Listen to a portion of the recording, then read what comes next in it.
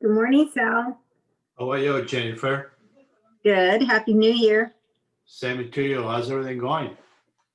Not bad. I can't complain. No, that's right. What are we going to do? Ciao a tutti. Ciao. Ciao, Francesco, come stai? Bene, bene. Buon anno a tutti. Altrettanto.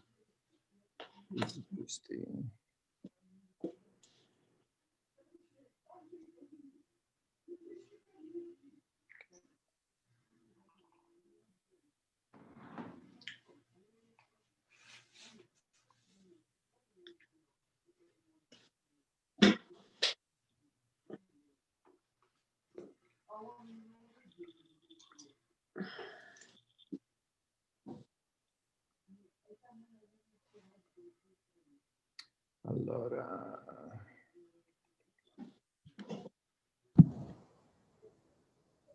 Good morning. Morning. Good morning. Franco, did you send the invitation to Alan? Yes, I did. Where, Dario, where, oh, you're logged in as Dario. Okay, there's Jennifer, Salvatore. Who is Justi? Justin is one of our guys. Oh, Justin. Okay, it just says Justi.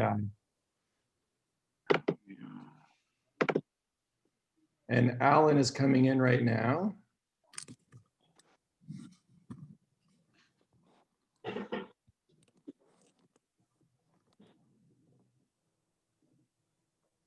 Alan, good morning.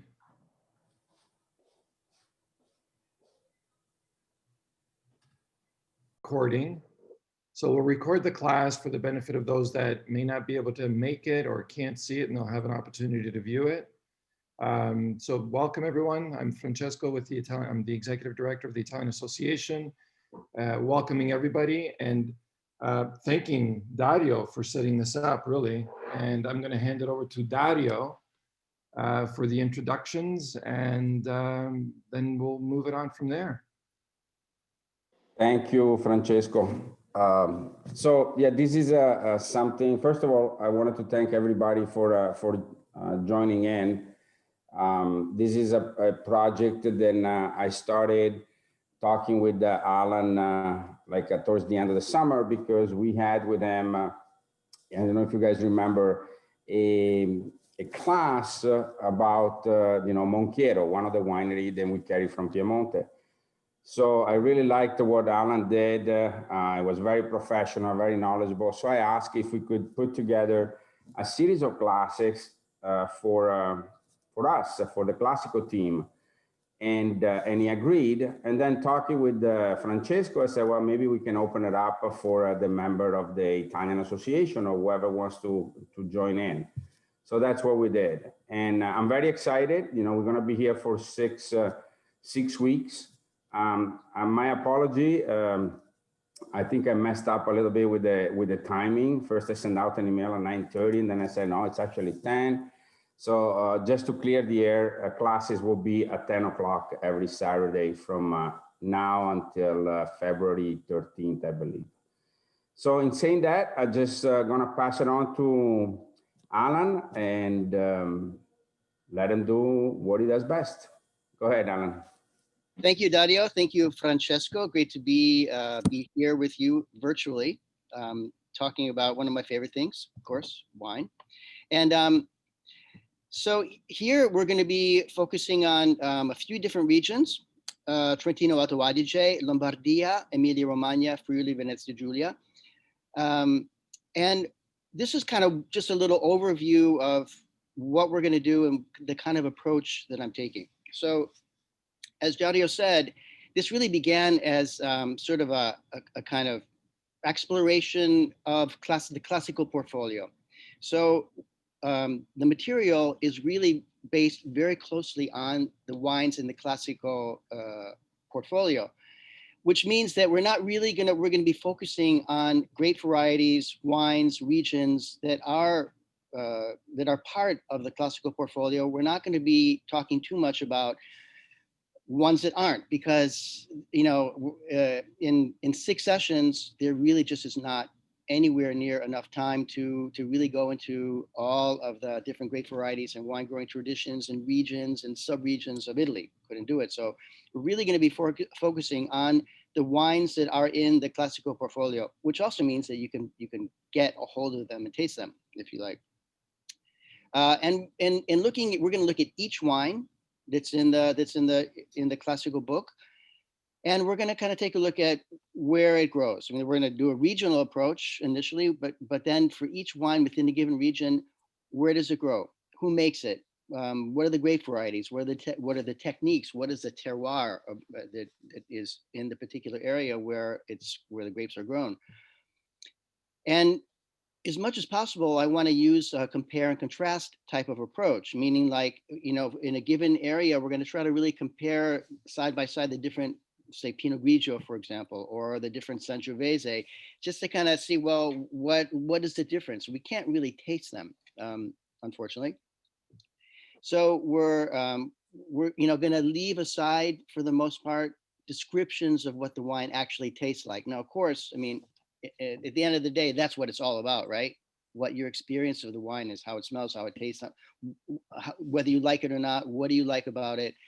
But we can't really do that. And so it doesn't make sense for me to say, oh, this wine tastes like that, or that, because your experience might be completely different. And unless you have it in front of you and you're tasting, it's kind of useless, I think.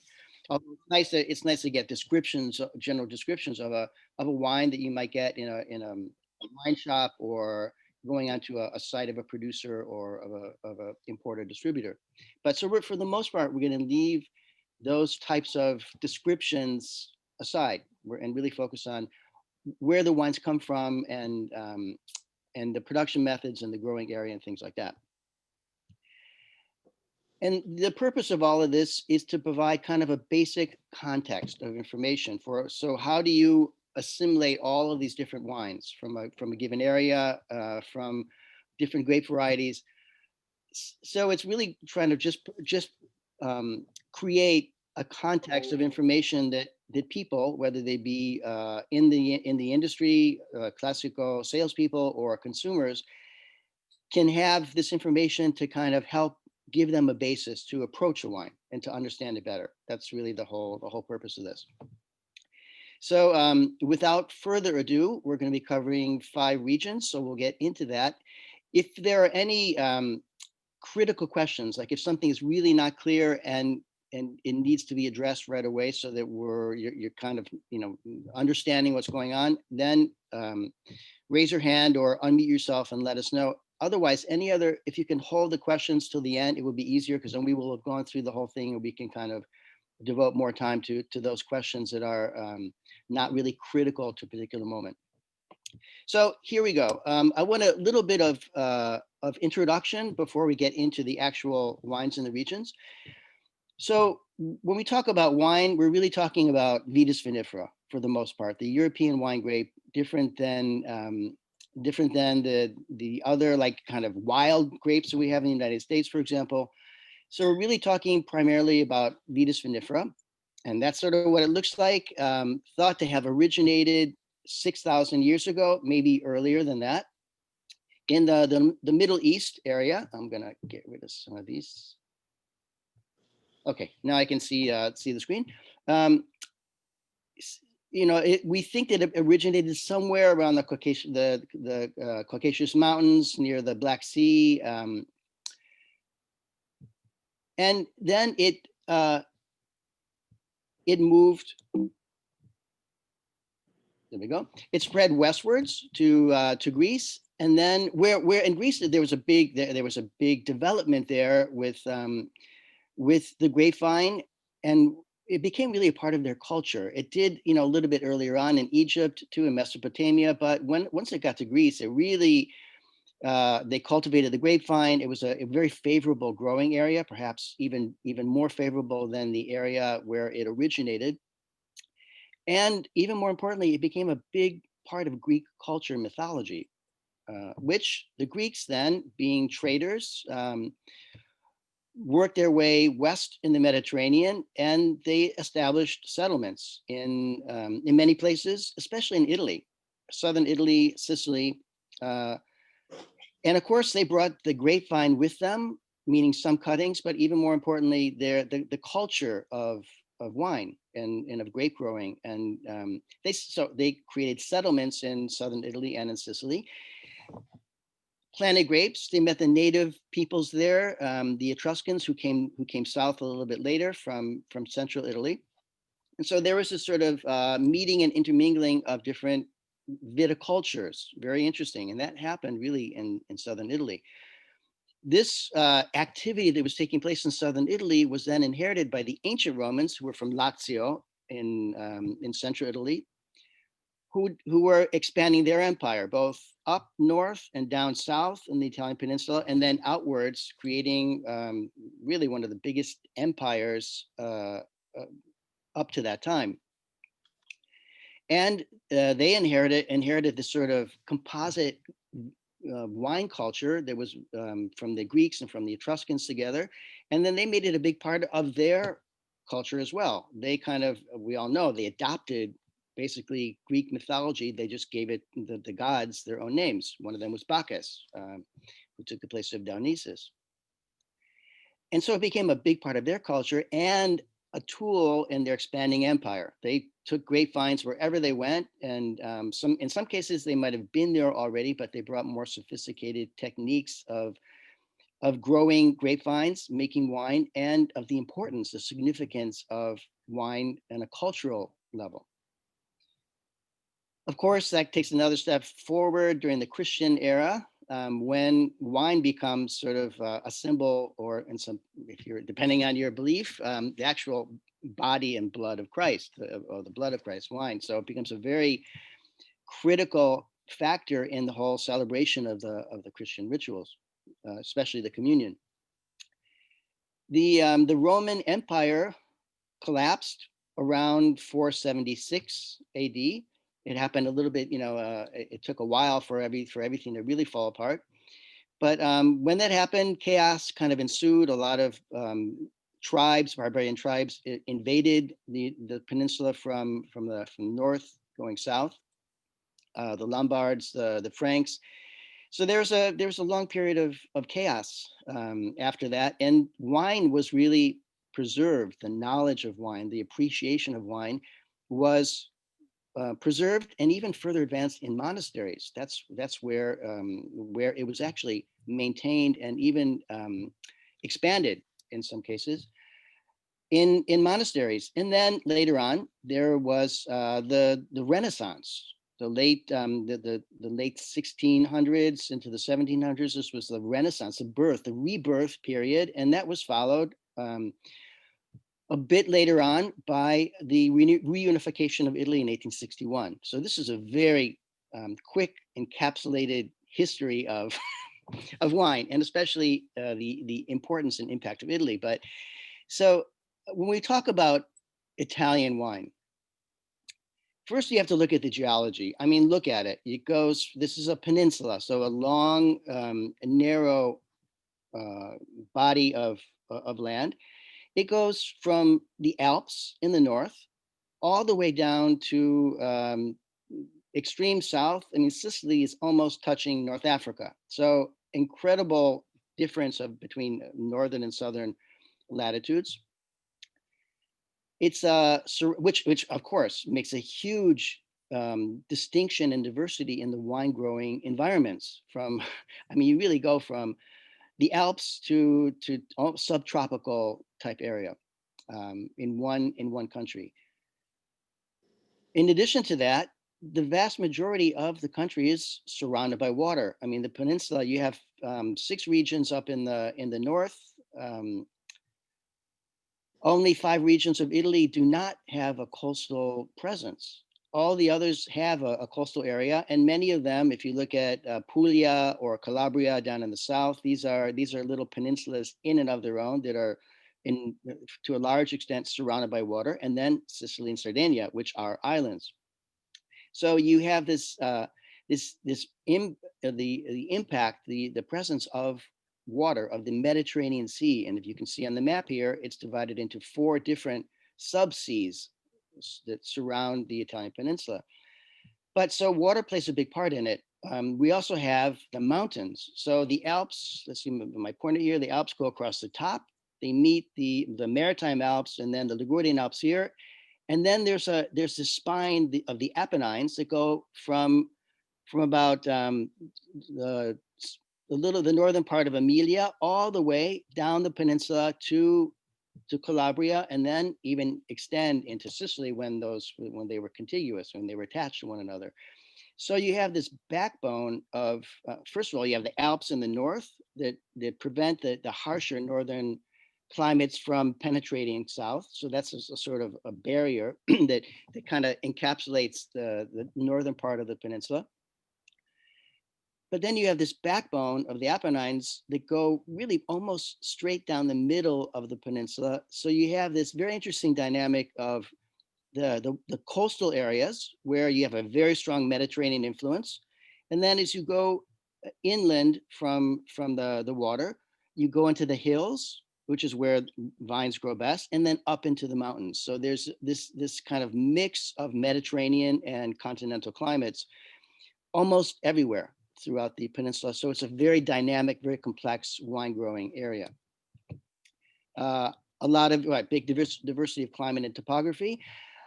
But then in addition to that, so those are the natural factors, very unique and very complex, very intriguing area for growing grapevines. But you have something else in addition to that, which is really the cultural history of Italy itself. So we talked about, the ancient Greeks creating settlements there, the native Etruscans building up their culture and their empire on the Italian peninsula, and then the Romans who kind of adopted both the Etruscan and Greek traditions and then expanded it all over the place. But in addition to that, so after the fall of the Roman Empire and this period of chaos, eventually what happened? You had individual noble families who developed power in the given area, and they created city-states. So you had this very rich mosaic of different cultures. And if you look at the Italian map, it is like a mosaic of all of these different countries in one kind of contiguous peninsula. And that's how it was up until 1861, when the House of Savoy, a noble family began in France up in the Alps, and then created what they call a cadet branch in Torino. And the Savoia of Torino developed power and influence throughout the area, and then they acquired Sardinia, which was a kingdom then, so they could create a kingdom, and they tried to unify all of these individual city-states, these individual cultures and societies that all existed independently. And they had their own architecture, their own monetary system, their own social structure, their own cuisine, their own language in many cases, and their own wine culture, their own grape varieties and wines that they were producing there. So that is what we're really going to be looking at in many ways, and that is what creates an incredible diversity in wine in Italy. And I should also say, it's great to have the Italian association here, because Italian wines are really driven by their region, yes, the topography and the climate and things like that, but really it's about culture, and that is what wine is, in my opinion, the product of a time, given vintage, perhaps a time over history the wine was produced, a specific growing area, and Vitis vinifera has an incredible capacity to extract in some way. We don't know how it happens exactly, but it responds to the particularities of the place where the vine grows, and it mutates over time, but it's very sensitive to its environment, and it reflects that in the grapes that are then used to produce the wine. But there's another very important factor, which is this cultural factor. So wine in Italy has always been, and still is, an expression of a given culture. And the wines were an expression of that, and they still are, and they were made to go with, in many cases, the foods of that particular area. So you have this real symbiosis of place and culture, and that is what the wines are a product of, but also an expression of. When it comes to grape varieties, this is not really debatable, with the exception perhaps of Georgia, in the former Soviet Georgia, which has thousands of grape varieties, but no one really knows what they are. And other than that, perhaps Italy has more native grape varieties, more cultivated grape varieties, more grape varieties that are identified with a given area and a given type of wine production than anywhere else. In the Italian register of grape varieties, there's 350, but everybody knows that there's probably more, like 500, that they just haven't been distinguished yet genetically from some of the other ones. And many people feel that there are many, many more than that. 1,000, no one really knows. We're finding out, and with the aid of genetic mapping, but it takes a long time. So it has more distinct native grape varieties than anywhere else. Which makes it a very interesting wine growing area. And all of this adds up to a very rich, diverse, complex wine growing culture, which is something that that we all enjoy, hopefully. And we see a lot of this in the Classico portfolio. So let's get into the Italian structure, the Italian wine structure today. So the system, the basic system, the DOC system, Denominazione di Origine Controllata, was created, took effect in 1963. And it was modeled closely on the French appellation system, the AOC, Appellation d'Origine Contrôlée, which was created in 1936. So, I mean, the French like to really organize and categorize and codify things, and they did a very, very good job with that in their wine system. It's not nearly as complex as the Italian one, but the system works pretty well. It's evolved a lot since 1963.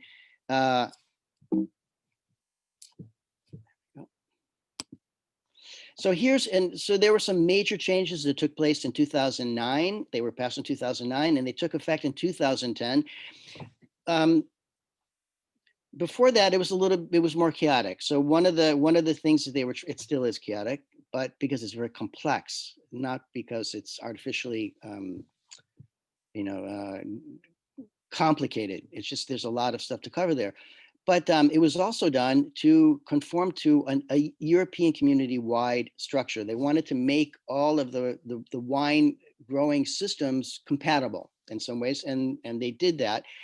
But they did it while also maintaining what the pre-existing system was. So things changed a little bit, but for the better, and it really clarifies things. So this is what it looks like today, this pyramid.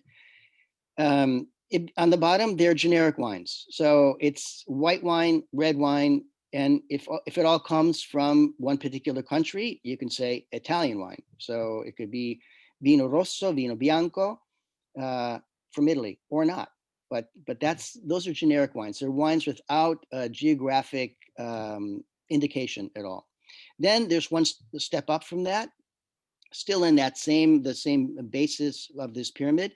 These are generic wines too, but you can identify the grape variety and or the vintage, if you like. Before with vino, and this replaces the previous Vino da Tavola, which some people might have come across or been familiar with, and that was in effect before this change took place.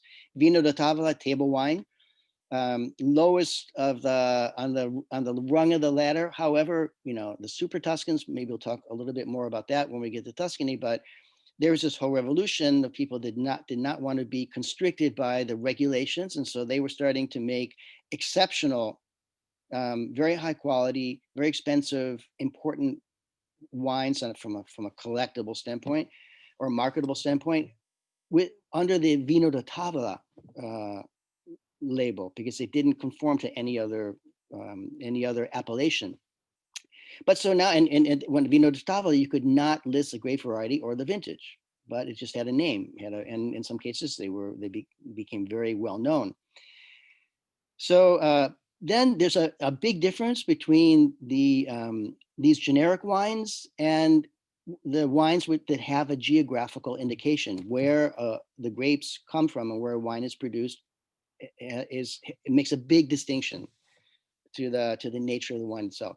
So there are two basic levels of that in the upper part of the pyramid: IGT, Indicazione Geografica Tipica, and DOC, which is the basic Denominazione di Origine Controllata. And then there's another level 2, Garantita, which is just a more stringent level of regulations surrounding it.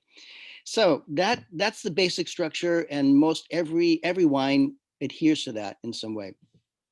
Every appellation is governed by and is essentially created by a consortium of producers. You need a majority of producers of a given wine to request that an appellation be created, and then they define what it is, what the regulations are, what the wine should be, and each appellation has what they call the disciplinare, which is sort of like the rule book, the definition of what that wine is. And it's very specific. They're very useful. They're basic definitions. They're not saying, it's good or bad. That's not, but what is it? Where does it come from? Specifically, and every single disciplinare has a section in the beginning that maps out the wine growing area for that particular wine. And it does so in a way that if you were a bird, you could fly, and you understood how to read, you could fly around the periphery of that area. It says, each one of them says, okay, it goes here, and then when you reach this, it turns there. So a very specific wine growing area. The grape varieties are permitted, the maximum yield, the minimum level of alcohol, all of that stuff. So, and you can always go beyond that, but these are the minimum requirements necessary to use that name. If you don't want to use a name, you can make whatever kind of label you want, and you have to be able to produce it and distribute it legally. But it's all about using the name. That's where the term appellation, denominazione, comes from. The name, controlled place name of origin. So let's take a look for a moment at these two different categories. DOC. It is a higher.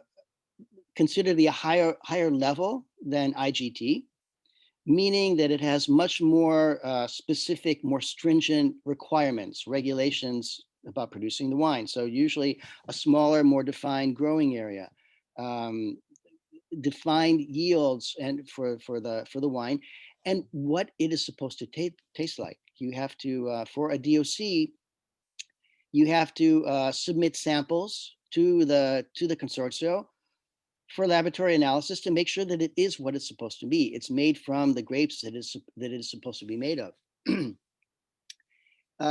Many DOC appellations have this strip that is in the bottom there called a fascetta.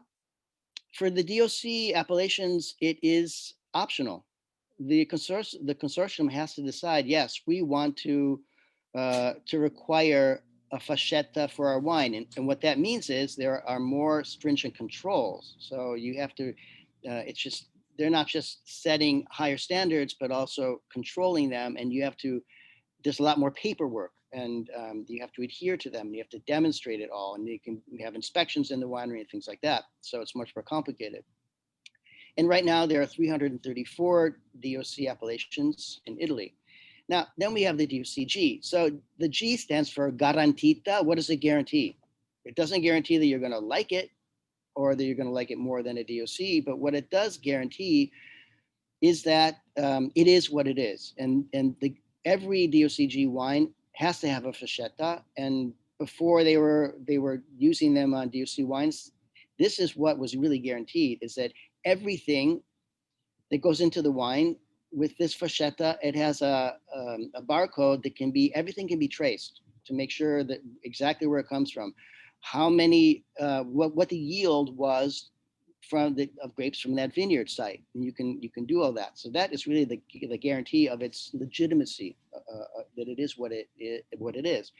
But a DOCG appellation also carries stricter regulations, namely lower maximum yields per hectare, higher minimum alcohol in many cases, and there was a time not too long ago when achieving a certain level of alcohol was very difficult. That was the big challenge in a lot of areas. So a DOCG would have, being a higher level of quality in terms of its requirements, would have a higher level of minimum alcohol.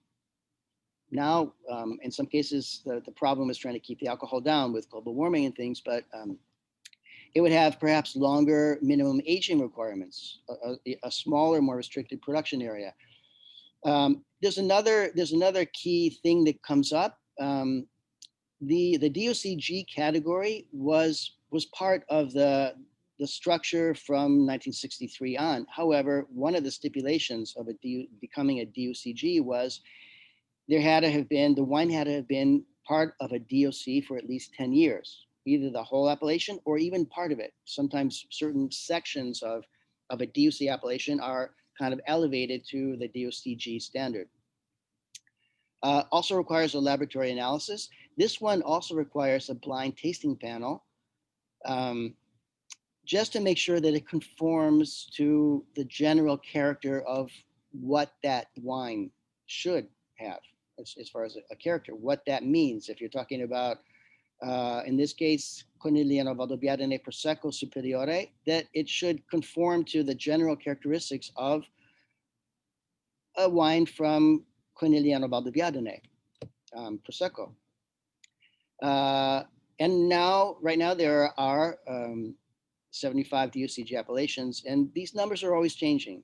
New DOC appellations are always being created, and new DOCG appellations are coming out of them all the time. So you kind of have to always keep up with what's going on there, because it's always changing, and wine always should be changing. So getting into our regions now. Lombardia is the first one. Way up there in northern Italy. This is, I'm not sure what information I put here, so excuse me if I repeat a little bit. I mentioned that most of the 20 regions of Italy have a coastal presence in some way, or either have a coastal area or are surrounded by water. There are 5 that don't, and we're going to be looking at two of them today. No, I'm sorry, 3 of them. No, 2 of them. I forgot how I divided these. So Lombardy is one of them. Very interesting growing area. It borders the Alps. This is one of those areas that really meets goes up into the hills, and then is stopped by the Alps itself. And here you can see we're looking at a specific area of Lombardia, which is pointed out by the arrow there. It is the Franciacorta growing region, and it's a little bit hard. This is not really it's a great map, but if you see that whole color thing in the center that I'm pointing to, there actually are 3 different sections of it.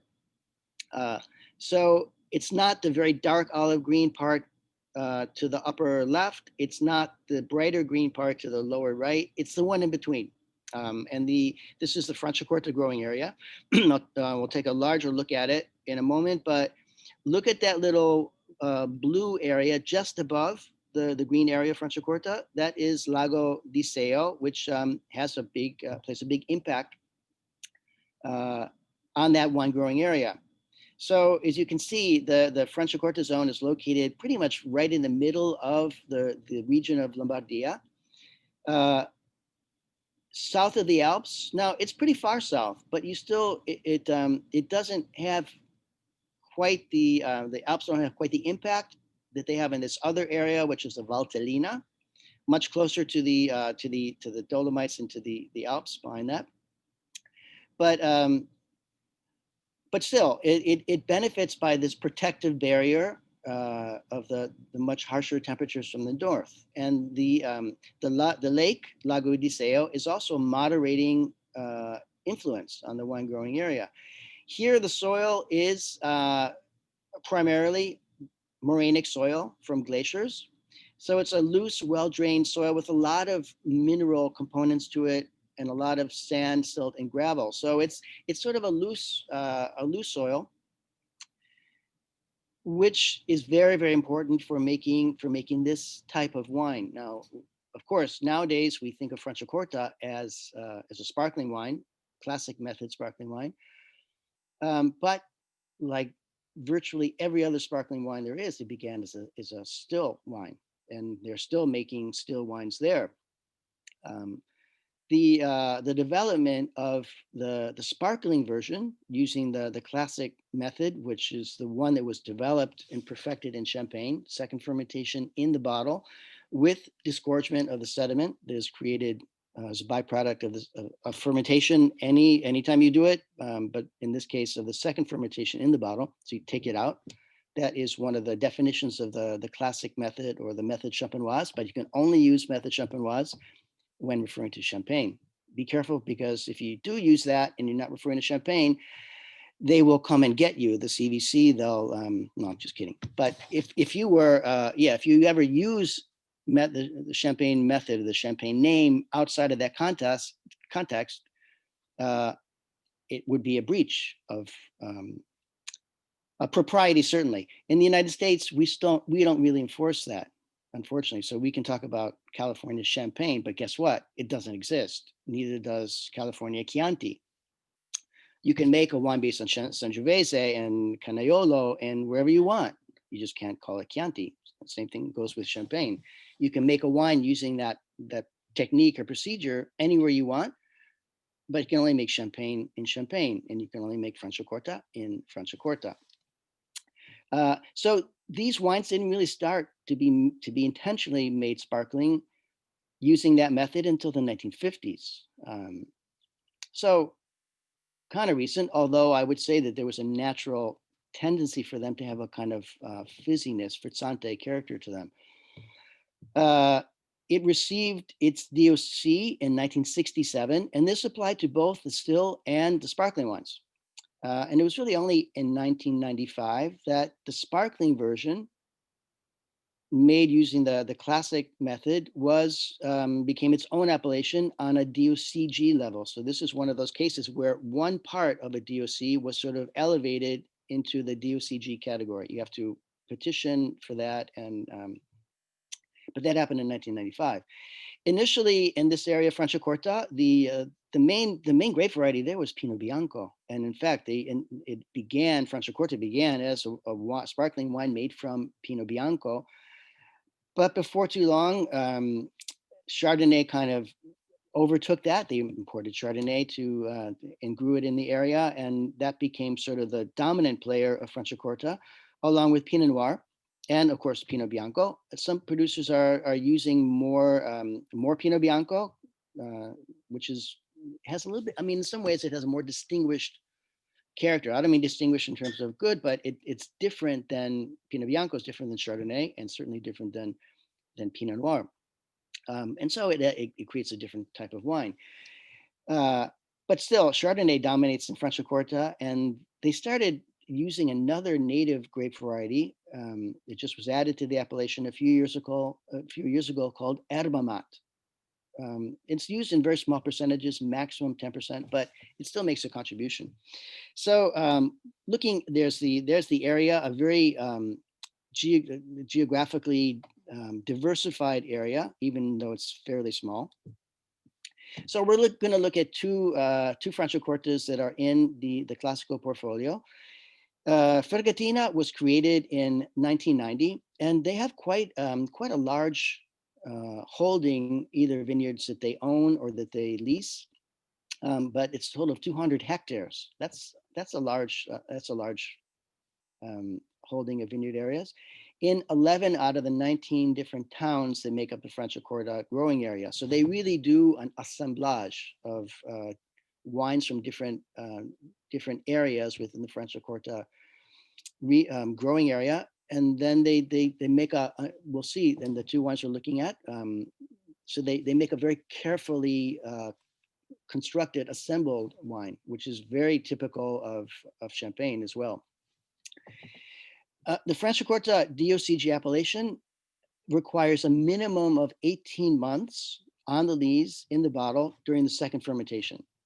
And if anyone has any questions or uncertainties about how the second fermentation takes place in the Champagne method, we can talk about that later on if you like. But 18 months is a lot for the minimum amount of time on the lees. That's quite high. In Champagne, for example, it's 15 months. So I don't know if they did that as sort of a, here, take this Champagne, but 3 months longer sur lie than the minimum requirement for Champagne. Now, of course, you can always go beyond that, and many producers do. But that is the established minimum, which is significant for the appellation. And if you want to use a vintage where all the grapes come from the same vintage year, then that requires 36 months of aging sur lie, which is the same as it is for Champagne. So they're making a statement here in the appellation and in the winemaking process. One thing I will say about Franciacorta is just an incredible capacity for freshness in these wines. I've tasted Franciacorta that have been on the lees for 8 years, 10 years, and it still feels fresh. You don't get that same kind of leesy bread dough quite character that you do from Champagne, which many people like, but these wines tend to have an incredible freshness. So we're looking at two different wines here. There is the Brut version. This could actually technically be called an extra Brut, if you like, the extra Brut category. So Brut is we're talking about the level of measurable residual sugar in the wine. The Brut category is 0 to 12 grams per liter. Within that, there's an extra Brut category, which is 6 grams per liter or less. And then there's also a Brut Nature that is 3 grams or less. So really no added sugar whatsoever.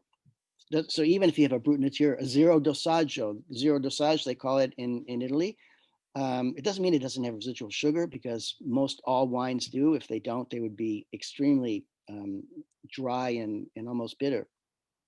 But less than 3 grams per liter is, you get the fruitiness, but it doesn't read as being sweet. Neither does 5 grams or 4 grams or 6 grams. And a lot of that has to do with the wine growing area too. If it comes from a very kind of mineral rich territory, shallow soil, even with a fairly high amount of residual sugar, it's still very balanced and it doesn't come off seeming cloyingly sweet. The other one is a Brut Rosé. So this, I should have said, the Brut is comprised of primarily Chardonnay, 85%, with 15% Pinot Noir. Fermented is a white wine. Of course, that's what they typically have done historically in Champagne. When they were making Champagne. If they were making still wine from Champagne, in many cases, they would vinify the Pinot Noir as a red wine and make a Coteau Champenois. So they made still wines as well, and they still do. With the Brut Rosé, it comes from, I should say too, in the Brut, an assemblage of grapes from 55 different vineyards in 11 different towns of Franciacorta. For the Brut Rosé, it's made from 14 vineyards of Pinot Noir in 4 different towns of Franciacorta, 100% Pinot Noir. And both of these have 36 months sur lie on the lees because they're both vintage bottlings. The Brut Rosé has a slightly lower level of residual sugar, 1 gram, but still, that's a low dosage, and it could be called, as I said, an extra Brut at that level. Now, you notice something interesting about the difference between the two bottles, right? I haven't really seen too many kind of squared off bottles of wine. There's a reason for it. Apparently, this bottle shape was devised by the son of the founder of Fregatina, Matteo Gatti. And it's very interesting. I haven't tasted the wine. I would love to taste it. And I would also encourage all of you, if you're friends of Dario's or you want to get a group together, get one of each bottle and taste them side by side. You're going to be tasting the different Uvaggio, 100% Pinot Noir versus majority of Chardonnay. But from the same Franciacorta area, both with 36 months on the lees, a very similar level of residual sugar. But what you're going to be tasting, aside from the different grape varieties, is the impact of this bottle shape. Now, they say that the flat-sided bottle creates much more surface area for contact between the wine and the lees and the yeast during the aging period. And they also say that the result of this extended contact between the wine and the yeast in the second aging period, second fermentation period, and it's actually not even second fermentation. The second fermentation of a sparkling wine takes maybe 10 days in the bottle. But the important thing is the amount of time of élevage, so the amount of time that the wine in the bottle spends in contact with these yeasts, these lees that have been given off. And that is a critical factor. It doesn't take 15 months or 18 months for the second fermentation to take place. It takes less than 2 weeks. But the important thing is to leave the wine in contact with these dead yeast cells to give it the distinctive component, flavor component, aromatic component in the wine. And they say that, so as they say correctly, the result of the contact, extended contact, and in this case, the greatest surface area of contact between the wine and these dead yeast cells realizes a higher level of manoproteins and lysate, which is what changes the aromatic, influences the aromatic components in the wine, yes, but also gives the wine a different palate feel, a different texture on the palate, as well as some other flavor qualities that come from the contact, the long contact with these dead yeast particles. Very, very interesting. So it would be an interesting comparison of two wines made by the same winery, same area. What is the impact of this bottle shape? I'd be really curious to investigate that. It's a great idea. Okay, moving into Trentino Alto Adige. This is another one of those areas that is completely landlocked on the edge of the Alps. Now, this is a very, very interesting region. We consider Trentino Alto Adige to be one region. It's one of the 20 regions of Italy. However, it's made up of 2 provinces, only 2 provinces. I mean, most other regions have more than 2 provinces, but in this case, these 2 provinces represent essentially 2 regions. They're 2 different administrative districts. They're just for convenience sake, they're grouped as one autonomous region, meaning that they're part of Italy, but they have their own, they can make their own regulations that don't apply to the rest of the country. And there are 5 autonomous regions in Italy. So this is one of them. I mean, they're quite small. So rather than, dividing them up into separate autonomous regions, they just kind of group them together as to manage it better. But they're very distinctive. Each one has their own excuse me, their own culture, really. In Alto Adige, the province of Bolzano, is they're wonderful people. They are part of Italy, but they don't consider themselves to be Italian or German. They are Sud Tirolese, and they're very proud of it, and they have a very strong sense of identity. They're very happy to be part of the country of Italy. but they're also very happy to be autonomous too, and they are. And both German and Italian are legal languages in the area, and they have their a very distinctive character, as do the people from Trentino. So very interesting dynamic area. We're going to look at both of these places. Now you can see, I'm just putting these on the map here so we can see them, Terlano and Adriano. And then you also see another town here called Appiano. These are, keep this in mind, these are where the towns within the area of Alto Adige that we're going to be talking about the wines right now. So we see here 5 different wines from Alto Adige. 3 of them are from the Cantina Terlan. And now, if you look at this line going across here, this sort of row, you'll see that all 3 of these wineries are actually cooperative wineries. What does that mean? It's where a group of wine growers, meaning grape growers, in many cases they produce their own wine. In many other cases, they're just farmers. They're just grape farmers, and many of them are used to selling their wine, their grapes. They grow the grapes, they harvest them, and they bring them to market. They sell them to other wineries to make wine out of them. In many cases, cooperative wineries are kind of looked down upon as being inferior to an independent winery.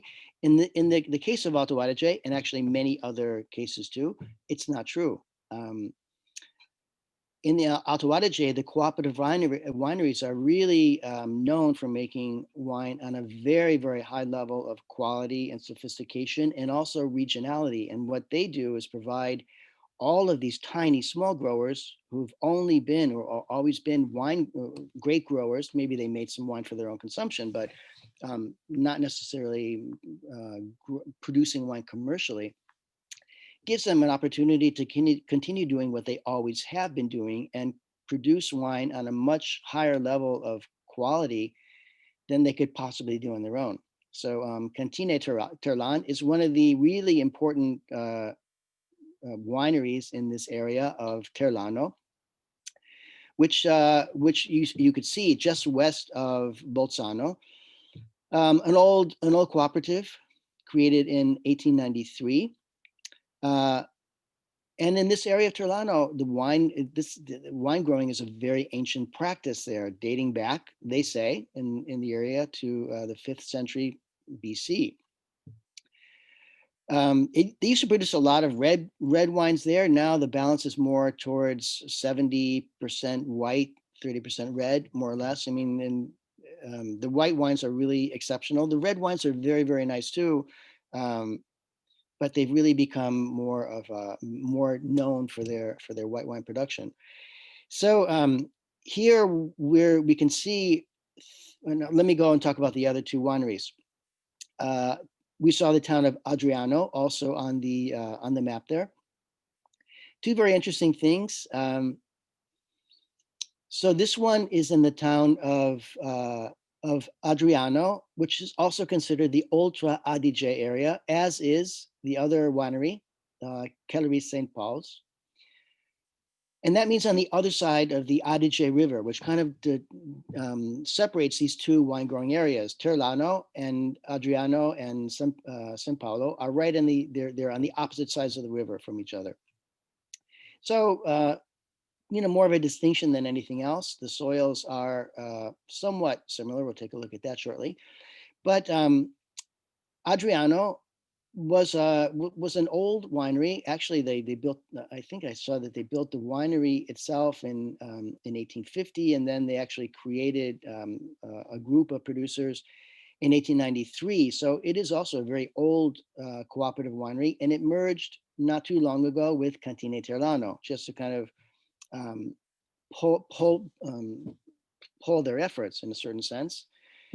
And a lot of their, they have 2 different facilities in most cases, but it really helps them to sort of continue their activity commercially by merging, but otherwise they're 2 distinct wineries. And then St. Paul's is another cooperative winery that was also quite old, founded in 1907. They have a lot of member producers, about 143 in Cantina Terlano, with about 190 hectares that they cover. The St. Paul's Cantina, about 60 members. I think Adriano has a lot more. But it's hard. I saw about 400, but it's hard to distinguish now because since they've merged. But here we can look at, let's say we look at the area of Terlano. If you look at it, you see that the soil here is a little bit distinguished by this red porphyritic rock, which is of volcanic origin. And there are also a lot of ancient acidic lava-based soils interspersed with sedimentary layers. So this is going to be the big distinction between the Pinot Grigio from Cantina Terlano in that area of Terlano, compared to the other two, even Adriano, which is merged with Cantina Terlano, but it's on the other side. The Alto Adige area, where the soil is different. Here it's clay lime over dolomite subsoil, which is rock. And in the case of St. Paul's, also Alto Adige, there are more sandy, silty soils. So, I think that here, the main difference between, say, for example, these three Pinot Grigio, even putting in the Sauvignon Blanc, okay, between the Sauvignon Blanc and the Pinot Grigio, you have a different grape variety, with a different flavor and aromatic profile to it completely. We all know that Sauvignon Blanc aroma that's quite typical of it is very different than Pinot Grigio. A little bit, in many cases, a little bit lighter. You could say there are many mediocre Pinot Grigios on the market today from all over the place. I have to say that in general, Alto Adige makes very crisp, earthy, aromatic, elegant Pinot Grigio, Pinot Bianco, even Sauvignon Blanc. Sauvignon Blanc perhaps has a little bit more body and structure to it. If you look at them, all of these wines are the same level of alcohol. There's a little bit of difference in altitude in some cases. But I think here really you can see the impact that soil has on the characteristics that come across in wine. The only wine here that sees any well, I was almost going to say the three Pinot Grigios are all in stainless steel, very fresh, very simple. It keeps their purity.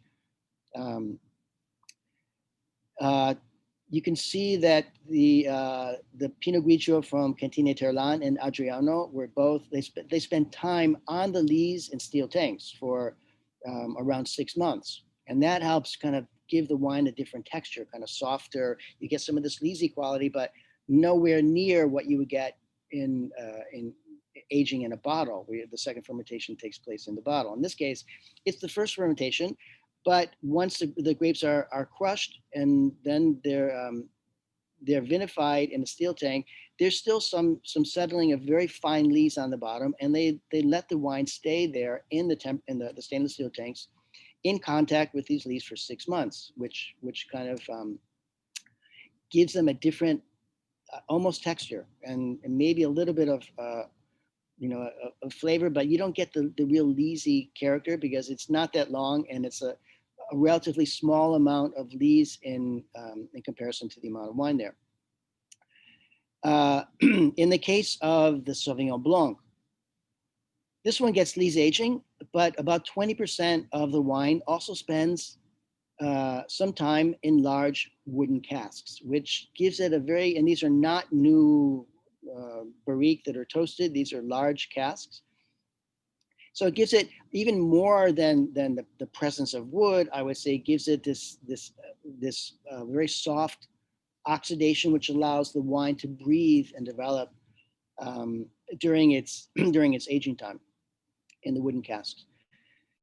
And for the Pinot Noir, A little bit higher altitude here, which is interesting because often white grapes do better at higher altitudes. But so this is a fairly high altitude Pinot Noir. And this one is aged in, once again, in large wooden barrels for 7 to 10 months. So you get, once again, you're not going to get that kind of toasty vanilla woodiness to it. It just helps the character of the Pinot Noir develop and sort of smooth out, you could say, over this period of time. So now moving into the lower area of Trentino. Here we have two different categories of wine. One is the Trentino DOC, so Denominazione di Origine Controllata wine, a Sauvignon Blanc from Cembra Winery. And taking after its name, this winery is located in the Cembra Valley. This is also a cooperative winery created in 1952, and now they have 400 members.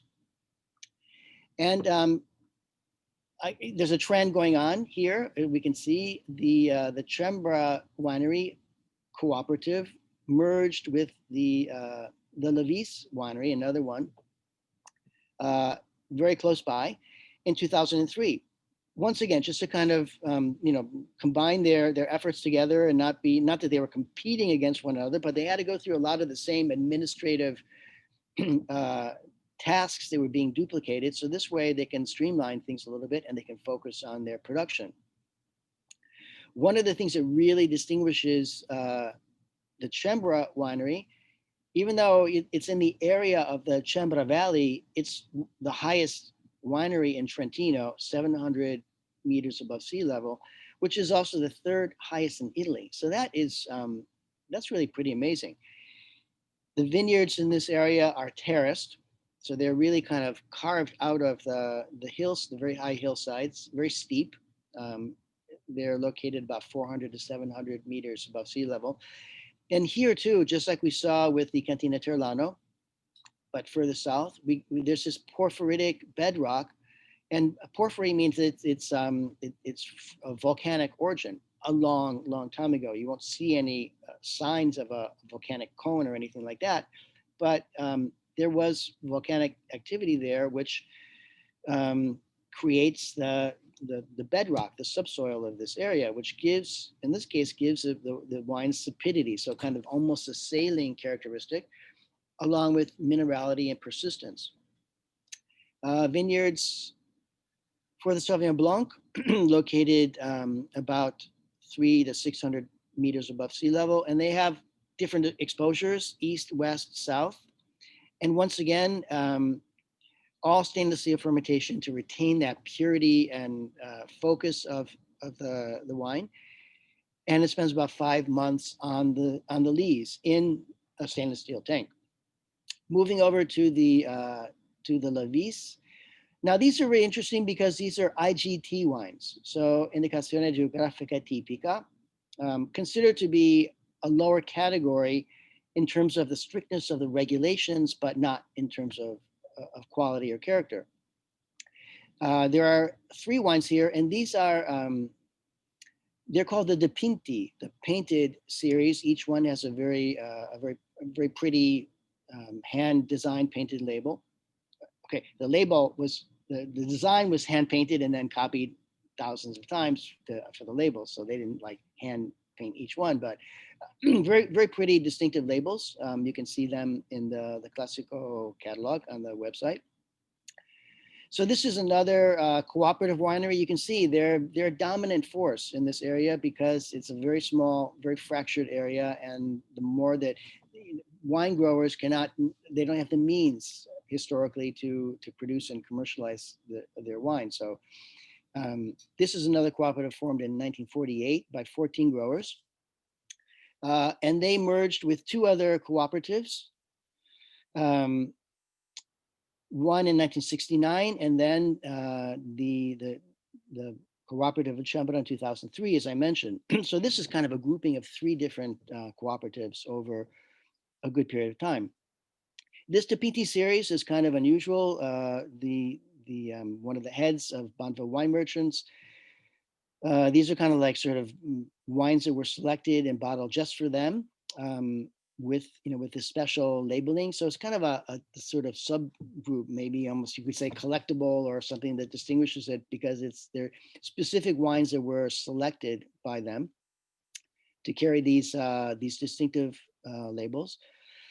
And once again here, you see that there are a lot of things in common. The alcohol level is the same. None of them have any wood impact at all. So what you're really getting is the purity of the grape variety itself, grown in this particular area of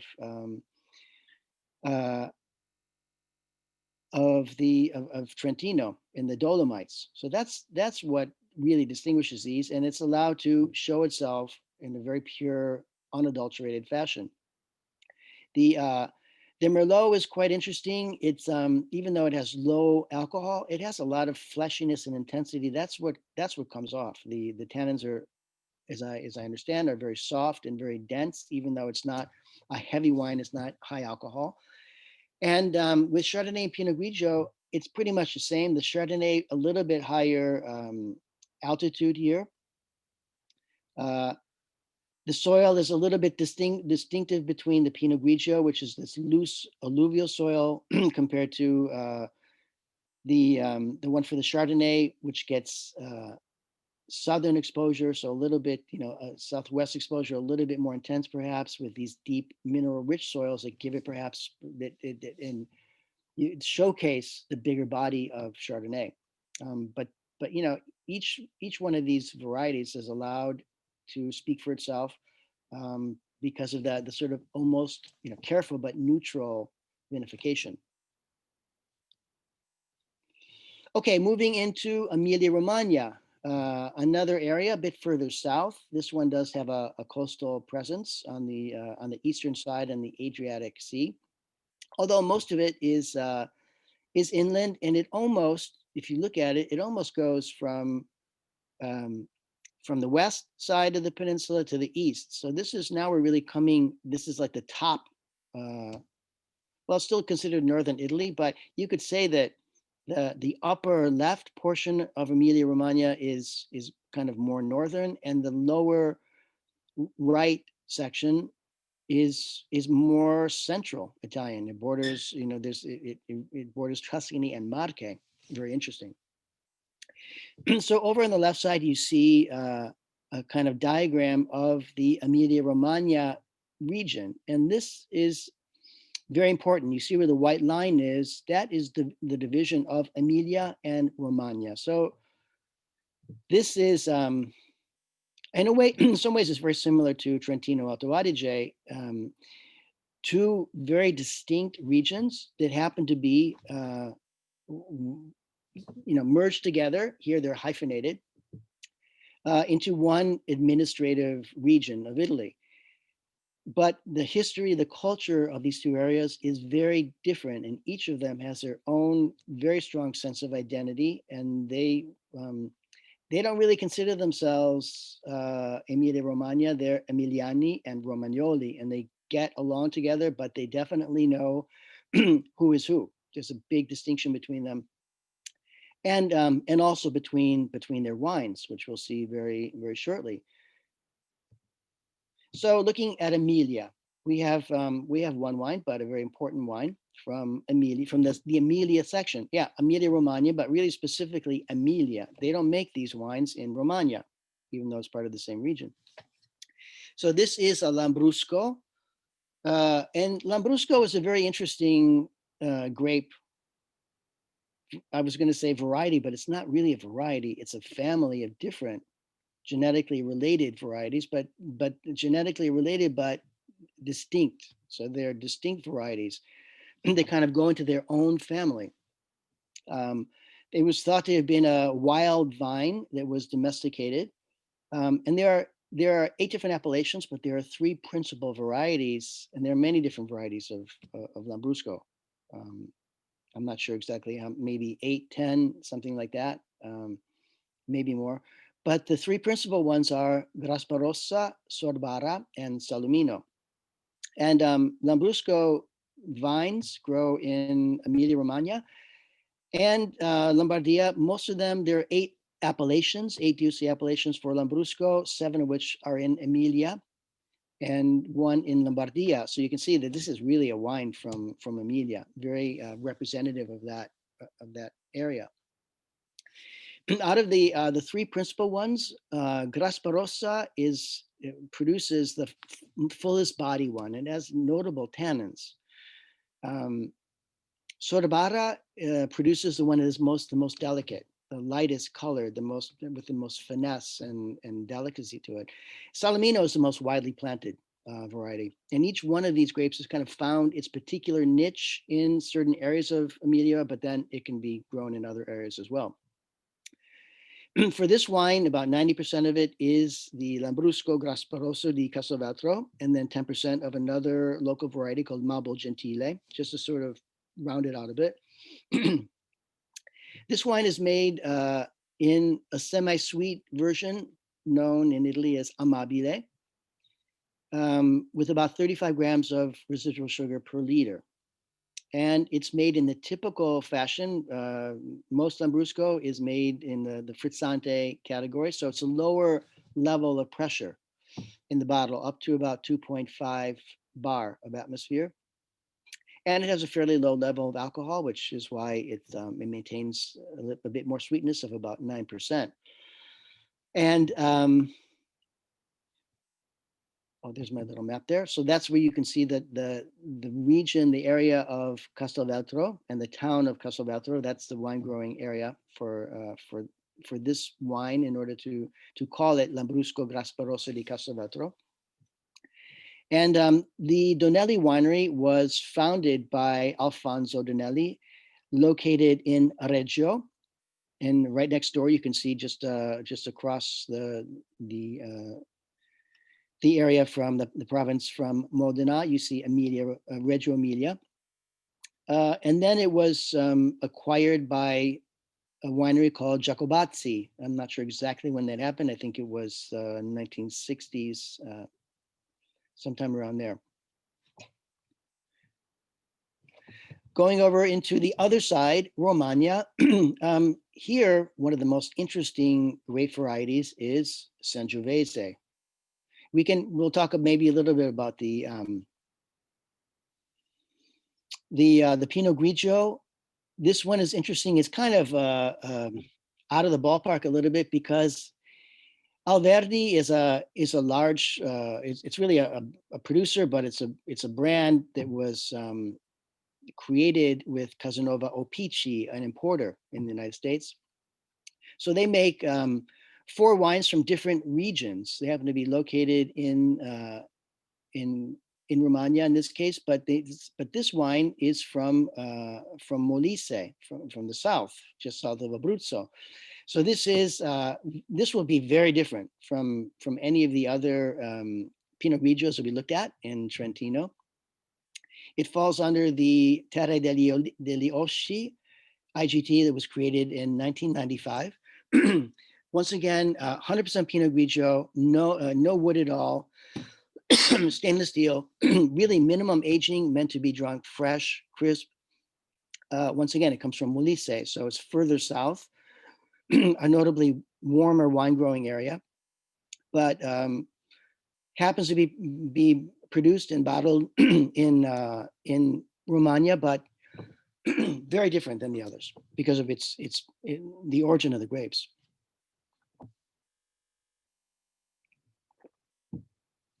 Okay, now, excuse me, going into the Sangioveses. Here we have 3 Sangiovese wines. All of them are 100% Sangiovese, produced in the area of Romagna. And this is one of their calling cards of this area. We think of course, we think of Sangiovese, we think immediately of Tuscany, where Brunello is, Chianti. Sangiovese is also grown here in Romagna, and many people, you could create an argument, well, where did it originate first? No one is really sure. Certainly, it was Tuscany that really put it on the international map, but but there's a long, long tradition of growing Sangiovese here that maybe even preceded its development in Tuscany. One thing for sure is that many growers in Tuscany are using clones of Sangiovese from the area of Romagna. So these three Sangiovese are distinguished by a few different things. If you look at the Rubicone IGT, this is from a particular area. This is an IGT compared to a DOCG. So less strict regulations. The Il Poggio is a second label of a very well-known producer in the area, Umberto Cesari. And this is sort of like a very simple, fresh, everyday kind of Sangiovese from the interesting area of Romagna. And this would be an interesting wine, I would say, to compare to a very simple Chianti or Sangiovese from Tuscany to really compare side by side the differences of the same grape variety grown in different regions. And they are very different. So all stainless steel aging, fermentation, no wood, minimal aging, really no aging at all, just the amount of time it takes to stabilize a wine, get it in the bottle and start distributing it. This compared to the Sangiovese di Romagna Riserva. So Riserva requires an extended period of aging, 24 months. And this aging, in this case, takes place in Slavonian oak barrels. So the large botte, not the small barrique. Certainly a higher level of alcohol, 13.5.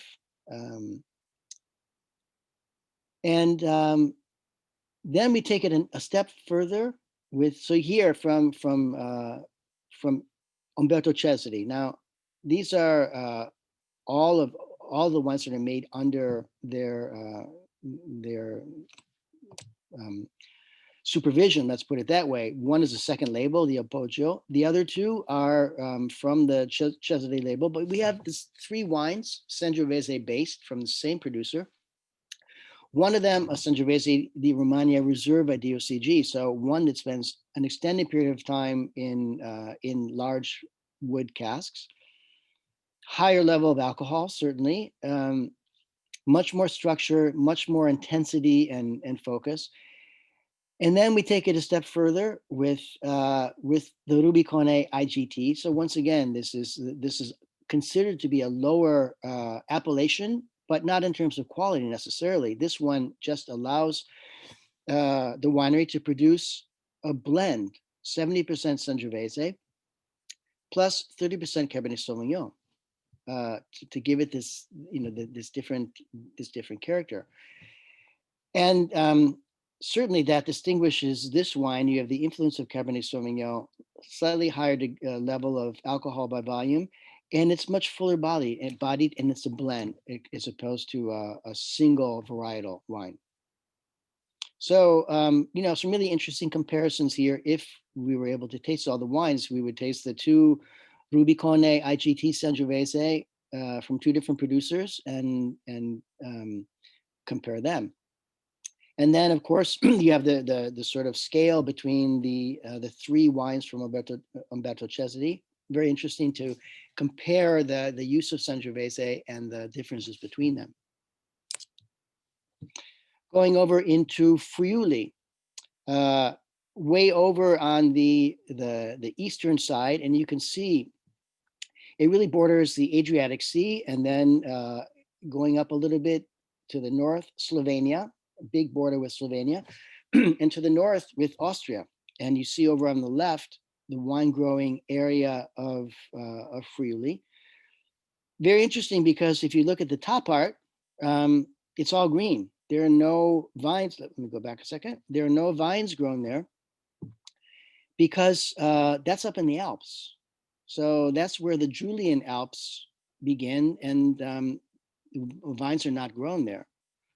So very interesting topographical makeup of the area of Friuli, as is it's bordering the north, but also to the south, the Adriatic Sea, which provides this sort of Mediterranean influence. And in the coastal areas and the Trieste Peninsula, you get obviously a lot of influence of the Mediterranean, the Adriatic Sea. And then as those winds carry on, going north, these favorable breezes off of the sea, and they really have a big impact on the rest of the wine growing area until they hit the Alps. And that's a protected barrier from the north, and it kind of keeps everything in the area towards the south.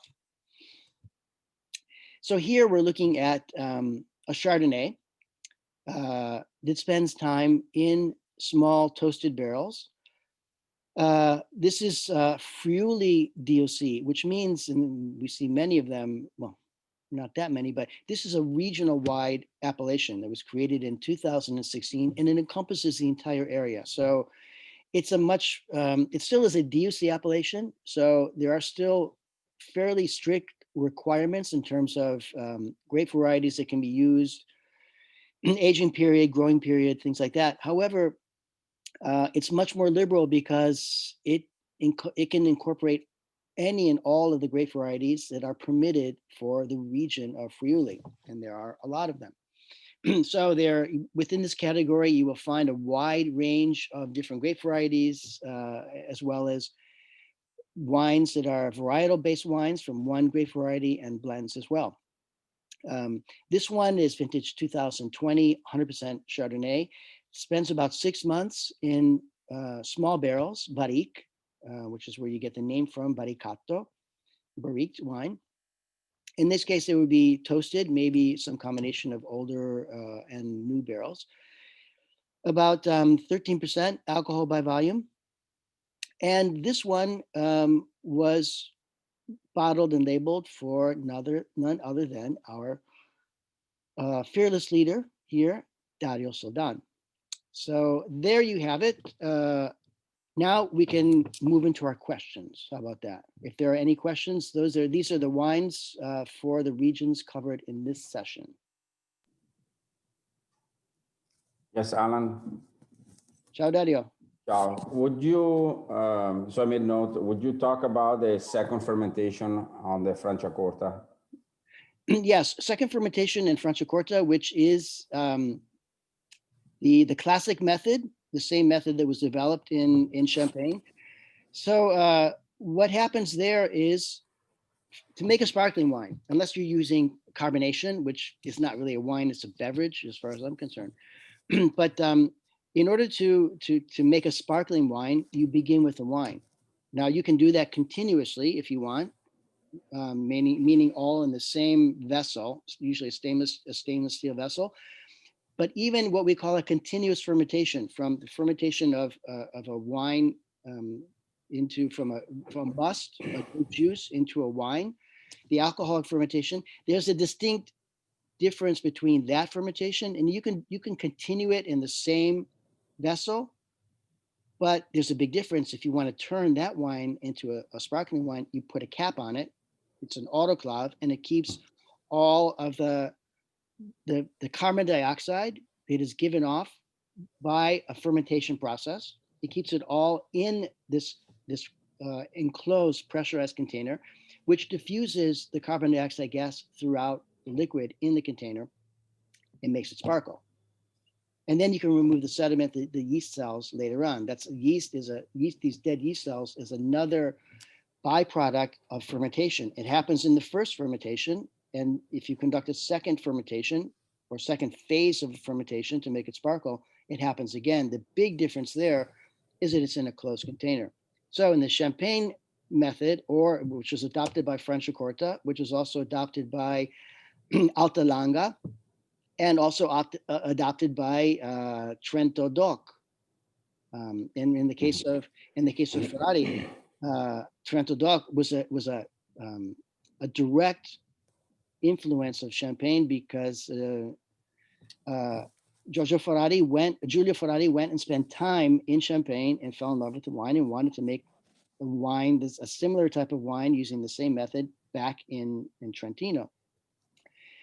In the case of Franciacorta, it was in the 1950s. It was a very conscious decision to make a wine from grape varieties in that area, not native grape varieties, but from the varieties grown in that area, in the style of Champagne. That was their goal. And what does that mean? The second fermentation process, you begin with a still wine. And in Champagne, one of the things that they always did historically was blend a wine, a base wine, from many different from grape varieties, a number of different grape varieties. Now there are 3 principal ones, but there are 7 that are permitted, but there used to be a lot more. So different grape varieties from different regions within the Champagne area and different vintages. And they did that because it's very far north, and it was so hard for them, sometimes impossible, to make a wine. They didn't have a harvest in certain places, or one grape variety did not do well. So they would hedge their bets and keep some wines on hand and combine wines in order to make a better wine. But they would do this assembly, the assemblaggio of different grape variety and wines from different grape varieties, still wines already fermented from different grape varieties and different vintages and places, and blend them together, and then use that as a base for the second fermentation, which was an intentional inoculation, an addition of yeast and sugar mixed in with some wine. And then they would mix it together in this base wine, and then put it back in the bottle, close it with a crown cap or some other closure, and let the second fermentation take place in the bottle. So that's what they did. And then after a while, they were doing this in Italy too, in the Prosecco area, another place where sparkling wine has traditionally been made for a long time. It began as a still wine that had a natural fizziness to it. In Champagne, it happened by accident. They started to do it intentionally in Champagne. One of the things that they really didn't like about the wine that was produced by the second fermentation was the cloudy sediment in the bottle of it. So they said, we can't have this. They're French. They don't want to see any sediment or cloudiness in the wine. So they developed a very complicated technique of what they call remuage, or riddling, getting all of the sediment down into the mouth of the bottle over a period of time, and then opening the cap or the closure and letting it pop out, this plug of sediment, and then you would have a relatively clear wine. So that's the second, the way of conducting the second fermentation for a Champagne, or what we now call the classic method when it doesn't apply to Champagne, and that's what they adopted in Franciacorta. So these are all sparkling wines that, in this case, we saw in the Franciacorta wines, they were mix of a number of different wines to make this sort of composite wine, and then add the sugar and yeast to that, put it in the bottle, and let it undergo the second fermentation. But even more importantly, as I pointed out, then you leave it in contact with the lees in the bottle. The carbon dioxide is trapped in the liquid, and the lees are at the bottom of the bottle, and they condition the wine and give it that unique character that sparkling wine that spends a long time on the lees has. Thank you.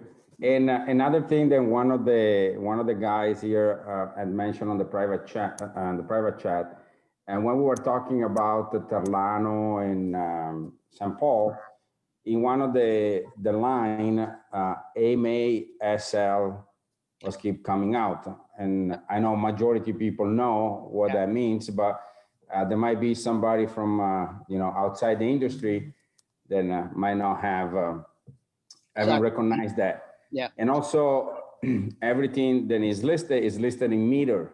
Yeah. Okay. So, just tell, roughly to give an idea. Yeah. No, that's true. And I mean, I apologize for that, but so MASL is meters above sea level.